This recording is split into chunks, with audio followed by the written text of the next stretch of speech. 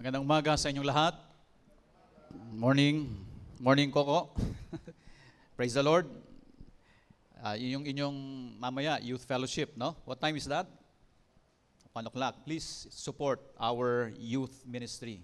We are all saying that this is our main trust. I want to see all your support for our youth. Praise the Lord. May isa tayong baptism kahapon sa retreat ng YL. Palakpak sa Panginoon. Parating na sila. Sila ay nagkaroon ng strategic planning at evaluation ng YL Ministry. Salamat din sa lahat at purihin ng Panginoon sa mga napakaraming gawain sa loob ng 2 linggo. No? Maging appreciative tayo sa Panginoon at sa mga manggagawang gumagawa. No? Lakihan natin ang ating mga mata at pandinig at appreciation. Okay ba yan? Because mahirap mag-volunteer. We love our volunteers. We would like to empower you. And please do appreciate our volunteers working. Sige po, tayong lahat ay manalangin. O aming Diyos, katagpuin niyo po kami. Nais namin ang inyong banal na karunungan. Tulungan kami sa pangalan ni Jesus. Amen. Amen. Bring out your Bibles, please. Your e-Bible, your Bibles. Recently, nagkaroon ng datos ang Department of Health. Listen up, this is very important and very alarming. There are about 30,000 positive HIV. And listen up, anong taon covering the 30,000 positive of HIV? 15 until through 24. 15 to 24 years old. Probably the ones who are victims of such misread what love means. A one-night stand ay isang prolonged agony. This is why please support the True Love Waits. It is not a no-nonsense kind of ministry. And for a while, we've been doing this. And I was telling our staff last meeting, please dagdagan pa ang purity campaign. Well, pero pag-ibig. Let love be in the air. Love is in the air. Mamaya sisindihan natin yung kandila ng pag-ibig. Anong kulay yon? Kulay red. Marami nang naisulat tungkol sa pag-ibig. Pag-compose ng mga awit. At ang number 1 na theme, kung inyong i-observe, number 1 theme is love. Lahat na ng awit na na-compose, pinakamarami, pag-ibig. At pag-ibig na rin ang nag-inspire ng pinaka mahuhusay at pinaka hindi rin mahuhusay na tula. Ito rin ang nagpatibok at nagpabasag ng hindi mabilang ng mga pusong umiibig at pusong sugatan. Sa kasaysayan ng tao, marami na nagsabi ng tungkol sa pag-ibig, pero ganun pa man, babalikan natin ang ibig sabihin ng pag-ibig ayon sa Biblia. Ang millennial generation kasi, ang issue ng millennial generation is, ano yon? Relativism.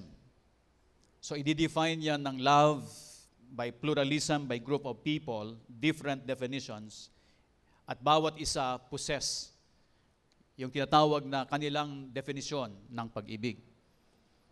Pero nasaan doon yung tinatawag na biblical and absolute definition of love? Yun yung tina-challenge ng millennial ngayon. Kaya ibalik natin. Ngayon nga, ang DOH, sabi nila, ang kanilang huling estratehiya, magbibigay ng kondom sa lahat ng mga paaralan. Can you imagine? But one of the topics that we discuss in True Love Waits is that one, what? piece of object that will ruin the life of our youth. No? And so, John 3:16, Juan 3, Kapitulo 6, at unang Korinto, Kapitulo 13, 4 hanggang 8, ang nagbibigay ng pinakamakaganda, dalawa sa pinakamagagandang ibig sabihin ng pag-ibig. Kaya ihanda po natin ang ating mga sarili sa darating na Pasko. Pwedeng pag-ibig lang ba ang iregalo? Pwede ba yon? Pero ibalot ng puso ang pag-ibig. No? At pag nagbigay naman, gift with a heart. Magbigay ng may pag-ibig. Kasi pwede kang nagbibigay ng wala doon ang iyong puso, lalong-lalo na kung mahal yung regalo. Kung mahal yung regalo. Di ba? But kahit gaano kasimple ang regalo kung may puso, o kahit man hindi regalo yan, ang iyong presensya na namumutawi ang iyong pag-ibig, malaking regalo na ho yan. So, ganun pa man, ibalot sa puso ang anumang regalo.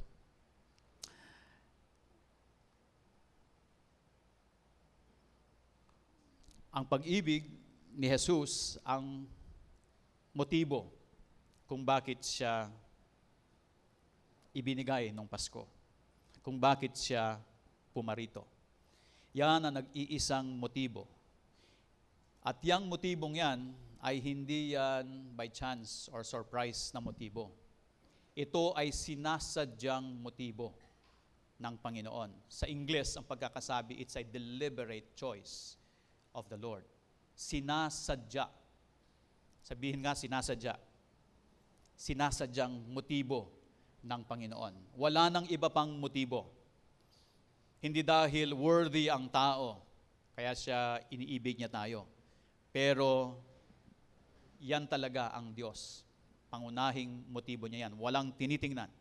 Pangunahing motibo niya ay pag-ibig.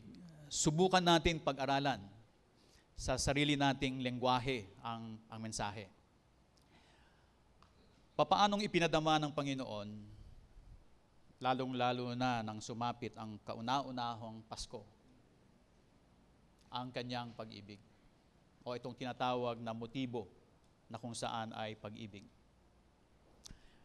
Ang 1 Kapitulo 3, gayon na lamang ang pag-ibig ng Diyos sa sanlibutan.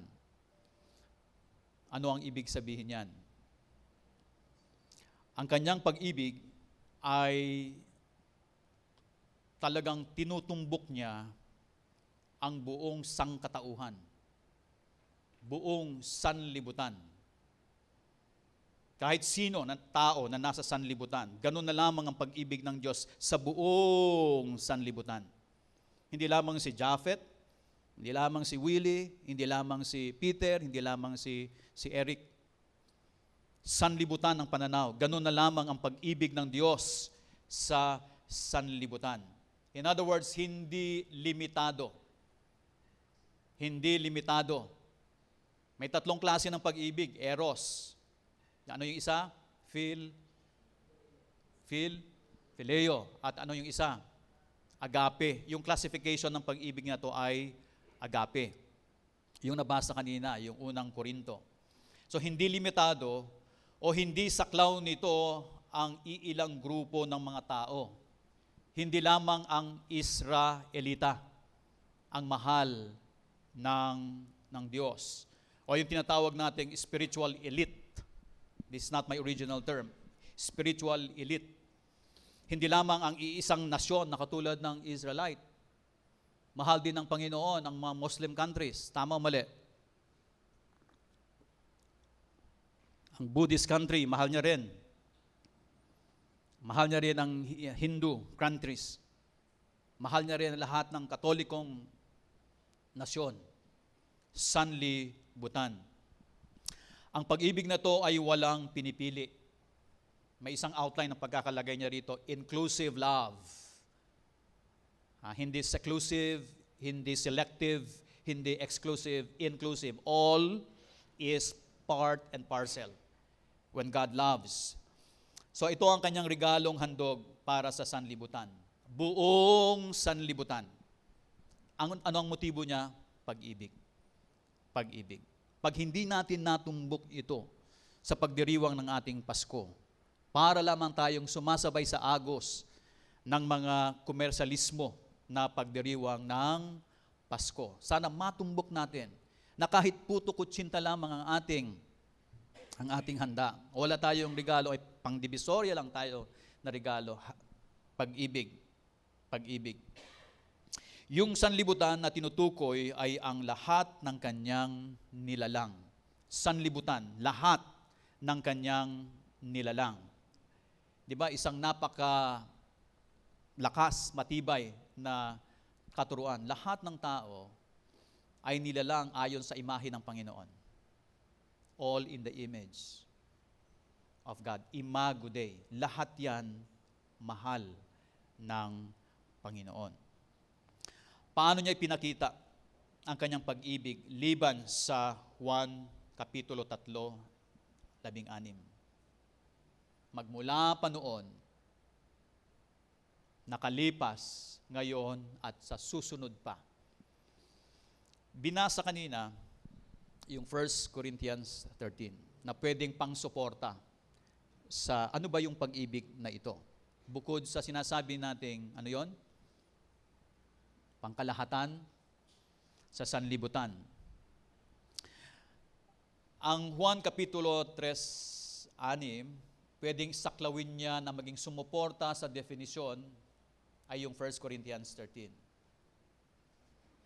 Pangsuporta, pagkaragdagan. Ano pa yung ibig sabihin ng pag-ibig na tinutukoy ni Juan? Gayon na lamang ang pag-ibig ng Diyos. Gayon na lamang ang pag-ibig ng Diyos. Anong klaseng pag-ibig ng Diyos? Ayon kay Apostol Pablo. Kasi isang napakagandang description ng pag-ibig, pero punong-puno ng lakas. Full of power, one theologian would put it. One very good, where's your Bible, sir? Bring out your Bible. And notes, ganun na lamang ang pag-ibig ng Panginoon. Bring out your Bibles, please. Ganun na lamang ang pag-ibig ng Panginoon na talagang napakagrabe, short, no? Yung 1 Corinthians as the love chapter, pero talaga naman, Panginoon kong Diyos. Eto, una, anong sabi niya? Itagalog natin para medyo nararamdaman. Ha? Kasi pagbasa sa English, may karamdaman, pero pag Tagalog, may kaluluwa talaga eh. Sige, ang pag-ibig ay, unang-una sabi niya, matyaga. Matyaga. Magandang loob ang pag-ibig. Hindi nananaghili.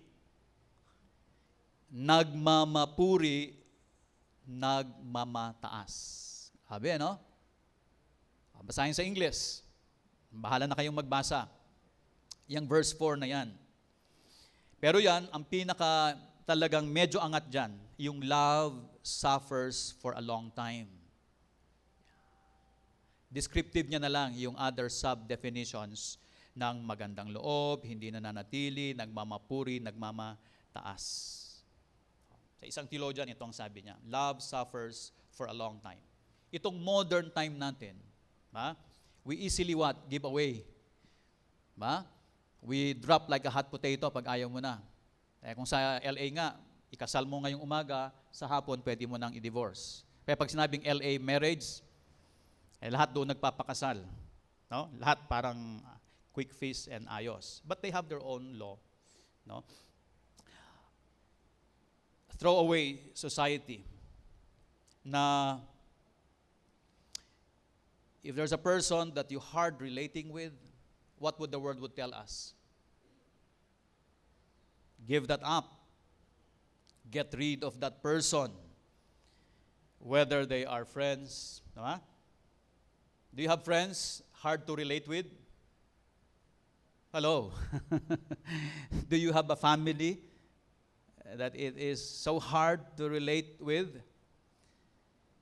Or acquaintances? Pero ang attitude is a complete contrast when you talk about the love of God. It runs contrast to the description of Paul. We do not easily give up on people. Yan yung love ng Panginoon. Kaya nga, kung sino man yung pinakatarantado sa buong mundo, sabi natin, walang kabuluhan sa mundo. Ano ang teolohiya natin? Ano ang doktrina ng Biblia? Hindi niya yan tatantanan. He would never give up on that person. Kaya ano pa, bakit pa merong evangelism? Kaya ano pa, may mission tayo? If we give up on people, tama mali. The Lord never gives up. Love suffers long. New King James Version yan. In other words, matyaga. Pangalawa, verse 5. Verse 5 ng 1 Corinthians 13. Kanina 4 yon. Ay, Tagalog natin, hindi magaspang ang pag-uugali. Hindi makasarili. Hindi magagalitin. Hindi mapagtanim sa kapwa. Madaling intindihin, kahit hindi na-explain. Diba? Parang hindi na kayo antukin. Pero English natin, sabi, hindi magaspang, does not behave rudely. Does not seek its own, hindi makasarili. Hindi magagalitin, is not provoked, is not easily angered. Hindi mapagtanim sa kapwa, thinks no evil. Or other translation, does not keep records of wrong. Ngayon magpapasko na. Marami pa ba kayong naalala na hindi nyo makalimutan? Yung mga blessings, huwag kalimutan yon. Pero yung mga utang, kailangan makalimutan yon. Year of Jubilee ngayon. Nataon. So, verse 5. Love does not envy. Ang pinaka-na-highlight dyan. Sige, if love is directed toward a person, para sa tao, kung mahal mo ang isang tao, di ba? Ngingiti, tutuwa ka, you will rejoice with somebody else's victory. Tama, mali? Kung ano yung ikinaaangat ng tao, maligaya ka. Does not envy. Nagpakulay lang ng buhok, buong baryo na, ginasip mo na dahil inggit na inggit. Either wala kang buhok, o may buhok pero hindi talaga, ayaw magpakulay ng buhok talaga eh. Kasi daw, yung kulay gray na yan, Manong Willie, suggest leadership daw yan and wisdom. Wag na lang. Kasi dumidikit sa unan eh, di ba? Love does not envy. If our love is directed toward others, we will rejoice in the blessings they receive. Rather than desiring those blessings for ourselves. Selfless love. Anong ginawa ng Panginoon? Binigay niya ang kanyang bugtong na anak. The selfless love that God calls us to does not involve pride or glory. Unquote. It does not parade itself. And it is not puffed up, sabi sa English. In fact, true love does not seek its own. If we truly love others, I repeat, we will set aside our own personal agenda.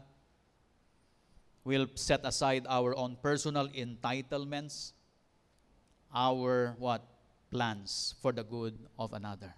Wow. Kaya? Kung may yung lakas ng Panginoon, grasya ng Panginoon. Verse 6. Hindi nito ikinatutuwa ang gawang masama. Ngunit ikinagagalak ang katotohanan. Ikinagagalak ang katotohanan. English, it does not rejoice in iniquity, but rejoices in truth. Does not rejoice in iniquity, but rejoices in the truth. The godly love described sa chapter na ito has nothing to do with evil. It has something to do, anything to do with what is right and not wrong. It is something to do with what is right and what is true. Right and true. It believes all things. It hopes all things. This does not mean that love is blind and naive. When we love, we may recognize problems or failures in people, but we do not lose faith in the possibilities that the person might improve, might become, will improve. And so, what is that? Love never gives up. Rejoices in truth. And then verse 7, kasunod nito, hindi magpabata. Medyo malalim na Tagalog. Ano yung magpabata? Bears all things. Mapagtiwala, believes all things. Mapagbata, no? Mapagtiwala, believes all things. Puno ng pag-asa, hopes all things. Nagtsatsaga hanggang wakas. Endures all things. Endures all things. Love accepts any hardships or rejection and continues to build up and be encouraged. So this love chapter means it is what is the best for another person and then doing it. This is the kind of love. And this is yung sinasabing ganun na lamang ang pag-ibig ng Diyos sa sanlibutan. Ito yung klase ng pag-ibig ng Panginoon na functional and operative every single day. Are you with me? Hindi lamang ganun kamahal niyang sanlibutan, pero ang operation, ang dynamics ng love na yon never fails, does not envy, long suffers or suffers long, does not provoke, love endures forever. Verse 8, yung ultimately, the penultimate line, walang katapusan. Never fails. Ito yung kalidad ng pag-ibig ng Panginoon. Niligtas niya ang buong tao, but hindi nagtatapos doon. Laging may ganito sa atin. So, pangalawa, pinakita niya ang sakripisyo at hindi makasarili na mapagbigay na pag-ibig. Ano ba ang kalagayan ng sanlibutan? Bakit ipinagkaloob niya ang bugtong niyang anak? Ano ba ang kalagayan ng sanlibutan bago Pasko? Bago siya naisilang? Katakot-takot na istorya ng talaga namang nakakatakot na kalagayan ng sanlibutan. Nandyan na ang Sodom and Gomorrah. Nandyan na yung the flood of Noah o Moses. Flood of Noah. And all the sufferings of humankind. And eventually, isang araw, pinagkaloob niya ang kanyang bugtong na anak. Kalagayan ng sanlibutan. May nagsabi na ang sanlibutan daw ay already beaten up by sins. Beaten up by sins. So, kailangan laging Pasko, or even tayo na ang pinakamahabang Pasko sa buong mundo, yung announcement, yung Advent, no? Pag-a-announce and then celebration. Ang sanlibutan ay tinalo ng kasalanan. Tama ba yun? Hindi, dahil meron tayong Panginoon, hindi kayang talunin. Pero yan ang kalagayan ng mundo. At ang kabayaran ng kasalanan ay ano? Kasalanan. Kasalanan. Kaya nung siya ay nabayubay sa krus ng Kalbaryo, ang pinakamensahe niyan, ang pinakarumal-dumal na kasalanan ng tao, inako niya.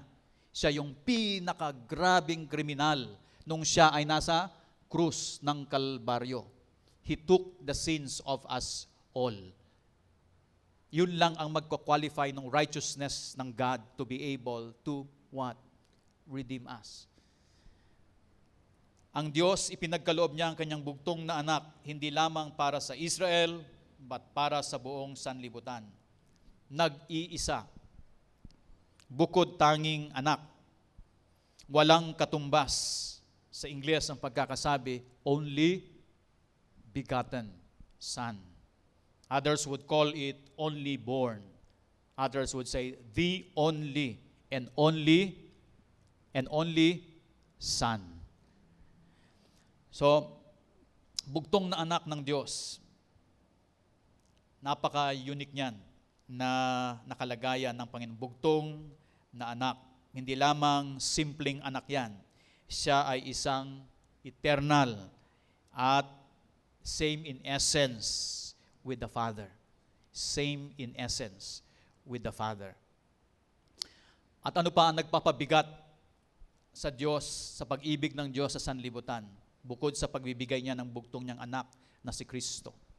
From womb and then to tomb. Ang nagpabigat ng pagbigay ng kanyang anak ay yung pagkamatay niya.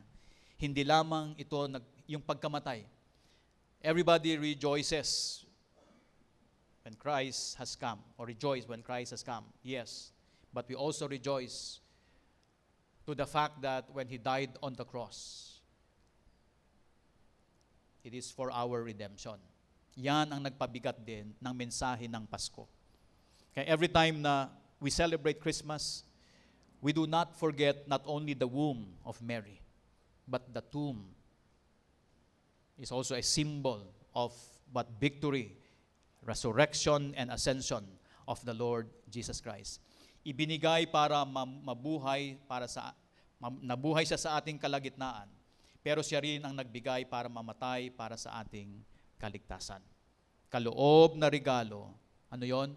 Buhay at kamatayan. Kamatayan para sa ating buhay. Muling nabuhay para sa ating kaligtasan. May nakita na ba kayong ipinanganak na ganon? Lahat ng Diyos, ng mga founders ng religions, wala sinuman sa kanila ang nabuhay na muli, yung historical fact na pwedeng i-establish. Resurrected and ascended. None. So, ang pagkasilang ay regalo, buhay. Ang pagkamatay, regalo pa rin yaon. Regalo pa rin yaon. So, pinakita ang sakripisyong pag-ibig. Kaya pagbabalutin natin ang ating regalo ngayon, magsakripisyo. Lagyan ng maraming efforts. Diba?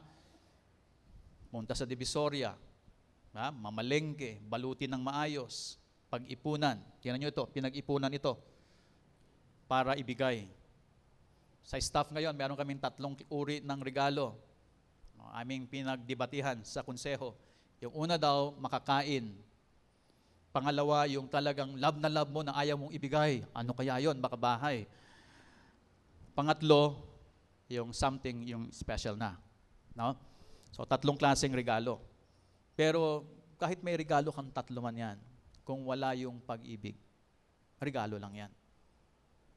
Walang tama. So, pangatlo, pinahayag niya ang saganang pag-ibig. Sagana. Yung iba ang pag-saving. No?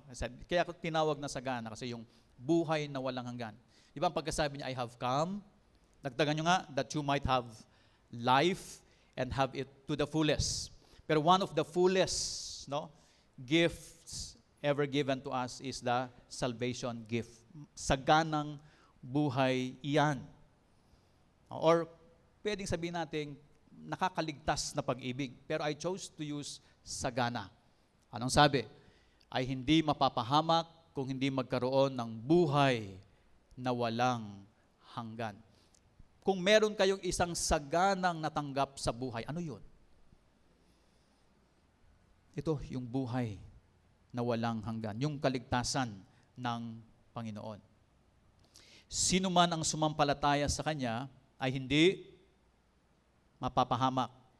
It is not just about, one theologian would say, it's not just about perishing, but it is your destiny to a place where it is apart from God. Hindi yung dahil madi-destroy, your body will be corrupted. No. It is where the place you will be going pag wala itong Kristo sa buhay mo. Pag wala itong Kristo sa buhay mo, wala ang Panginoon doon sa lugar na iyon. Ang kaloob na regalong ito ay si Kristo, ang bukod tangi at pag-ibig, bugtong na anak. Ito ay regalo at dahil yan nga ang tanging parte. Anong parte natin? Ano ang parte natin sa regalong ito? Kailangan mo bang itong pagtrabahuan? Kailangan mo ba itong bilhin? On the side of us as the recipients of this gift, tanggapin lang. Angel, tanggapin lang nang walang bayad. Hindi mo na pinaghihirapan pa. Nato, hindi na pinaghihirapan yan. Hindi kailangan gumawa ng mabuti para makuha yung regalong yan. Libre. Libre. Tanggapin. Bukod tanging at nag-iisang bugtong na anak. Ito ay regalo at dahil yan ay regalo, ang iyong parte na dapat gawin ay just receive it. At hindi na kailangan pang kung ano-ano pang kaparaanan na ginagawa para maligtas. Hindi kailangang pahirapan, ipako ka sa krus, o trabahuin at pagsikapan ito, o kinakarir mo para makuha mo yung salvation. Napakasimple, pero ito po ibalik natin sa ating pagtuturo kung ano ang kaligtasan ng tao. Kasi ito ang tunay na diwa, tunay na mensahe ng Pasko. Tunay na mensahe. Ang tao ay naligtas sa kaparaan ng sa kanyang pananampalataya, pagtitiwala kay Kristo, ang Kristo ng Pasko. At kay Kristo lamang at wala ng iba.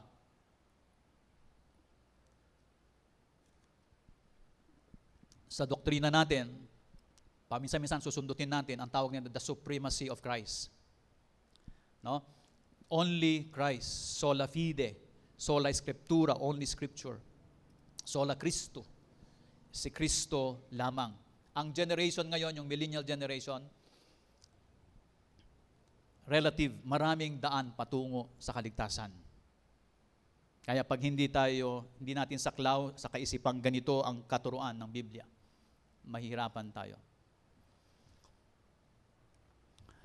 Mahihirapan tayo.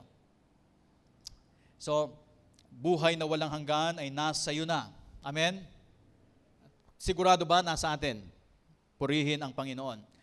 Ang yang kaligtasan na yan, buhay na walang hanggan na nasa iyo na o maaring wala pa, lalong-lalo na sa mahal natin sa buhay, para sa iyo, hindi lamang ngayon, pero sa panghinaharap pa, at kung wala sa iyo, doon ang punta mo. Sa magpawalang hanggan kay Kristo o yung saan? Opposite destiny na kung saan wala ang Kristo. At dahil ito ay nasa iyo na, ano ang epekto ng pagtanggap ng regalong ito? Ano ang epekto ng kaligtasan sa atin? Aside from we will not perish. Ano yung perish sa Tagalog? Mapapahamak sa ibang translation. Hindi ito about annihilation sa pagkakasabi sa English or destruction, but rather a final destiny of ruin in hell apart from God. For who we know, God is what? Jesus is what? Life, truth, and the way. Pinahayag niya ang masaganang pag-ibig. Bugtong na anak upang magkaroon ng kaligtasan. Naparito siya para bigyan ka ng kaligtasan at maranasan ang kasaganahan ng buhay dito. At yung eternal life in the Lord Jesus Christ. Pangkahuli, sa pagsasara ng mensahe, may isang istorya. Noong January 6, 1850, nagkaroon ng English ito, snowstorm. Yung simbahan na pinupuntahan niya, nasira. So very regular siya sa church na yon, hindi siya makapunta dahil nasira. Pumunta na lang siya sa isang simbahan, yung tawag Primitive Methodist Chapel. And so nung magpipreach na yung pastor about Isaiah, a lay minister, kasi wala yung pastor, nag-substitute lang siya. Pag nagsasubstitute ka for preaching, minsan nakakakabayan, di ba? Kabado ka talaga. Kahit kami rin kinakabahan na kung parati na rin nagpipreach dito. May nag-preach na layman at ang kanyang preaching is Isaiah 45:22. It says, "Look unto me and be ye saved, all the ends of the earth." At itong batang teenager na to, regular sa church, ang tatay niya at lolo niya talagang preachers. Preachers ito. So hindi siya nakapunta roon, pumunta siya doon sa Methodist Church dahil nasira. So habang nakikinig siya doon sa preaching nung layman preaching or lay person, medyo hindi handa yung lay preacher. At ito ang kanyang sinabi, yung sa kanyang preaching. A man need not go to college to learn to look. Isaiah says, "Look unto me and be saved, all the ends of the earth." Sabi ng preacher, a man need not go to college to learn to look. Mapasigaw pa, bombastic. And then eventually, may isang nagsabi, anyone can look, a child can look. He shouted, anyone can look, a child can look. And about that time, nakita niya yung bisita, yung ma-attend ng kanyang service. At sinabihan, young man, you look miserable. Don't you? You look miserable. Young man, look to Jesus. Look to Jesus. And then the young man did look by faith. And this was, si Charles Spurgeon, the prince of preaching. Isa sa pinakamahusay na preacher. And so this Christmas, while it is true, maraming palamuti and all, look unto Jesus sa kanyang pag-ibig. Sa magdiwang ng Pasko na may pag-ibig, ibalot ito sa puso. Ibalot ito sa puso. Maraming nangangailangan ng pag-ibig at mensahe ng kaligtasan ng Panginoon. Tayo manalangin. Panginoong Diyos, maraming salamat sa biyaya ng inyong bugtong na anak na si Kristo. Salamat sa pag-ibig na pinagkaloob ninyo sa amin upang kami ay maligtas. Dalangin po namin, O Diyos, sa pagtatapos, nawa baon namin ang mensahe ng pag-ibig. Sa pangalan ni Jesus. Amen. But before we sing, sige, let's all rise as we do responsive reading as I light, may inasign ba? As I light the red candle.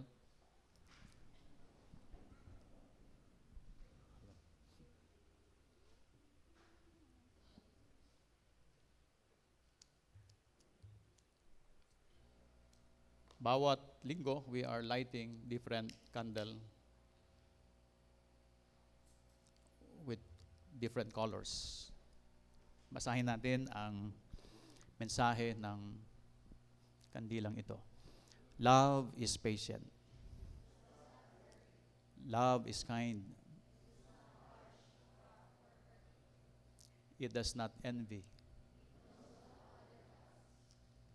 It does not boast. It is not proud. It is not rude. It is not self-seeking. It is not easily angered. It keeps no record of wrongs. Love does not delight in evil, but rejoices with the truth. It always protects, always trusts, always hopes, always perseveres. It always succeeds. May the Lord bless us all.